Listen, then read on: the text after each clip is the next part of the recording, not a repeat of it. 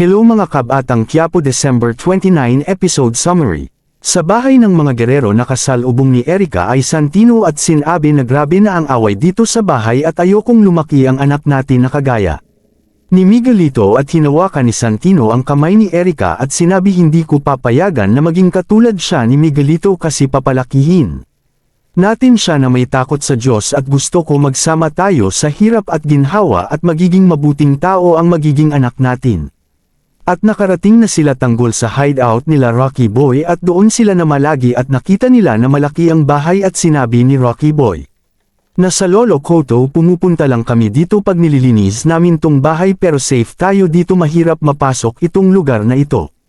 At sinabi ni Enteng na sigurado ka ba na gusto mo kami dito at sinabi ni Rocky Boy na okay lang kasi gusto ko makabawi sa pagligtas ninyo sakin. At sinabi ni Rocky Boy gusto ninyo ba ng maiinom or makakain at sumagot si Bulldog na kahit maiinom na lang kasi napasabak kami kanina sa laban. Ngunit sabi ni Rocky Boy sige ikukuha ko kayo ng pagkain at maiinom ninyo at sinabi ni Ramon na babawi tayo bukas sa mga gerero. At sa bahay ng mga Mondragon ay umiinom si Brando at meron siyang tinawagan at sinabi na ipapadala akong video at ikaw na ang bahala na magpakalat at magpasabog at inaasahan ko nakakalat sa buong media at sa mga website at inaasahan ko na sasabog ito sa madaling panahon. At tumawag si Divina kay Rocky Boy at sinabi ni Rocky Boy na kasama ko na sila Tanggol at sinabi ni Divina anak mag-iingat ka kay Tanggol at sa mga nakapaligid sa kanya handa nila ilaan ang buhay nila para kay Tanggol at sinabi ni Rocky Boy wala ka ba tiwala sakin akong bahala at dinala ni Rocky Boy ang maiinom nila Tanggol at mga kasamahan nito. At dumating si Emil at pinakita ni Emil kay Divina na kailangan mapanood mo ito ang nakita nila ang video na magpapabagsak sa mga gerero. At sinabi ni Divina na burahin mo yan at sabi ni Brando bakit ko buburahin yan ang umpisa ng pagbagsak ng mga gerero. At huwag kang mag-alala may solusyon na ko dyan ang attorney ko na ang bahawala maayos niya yan.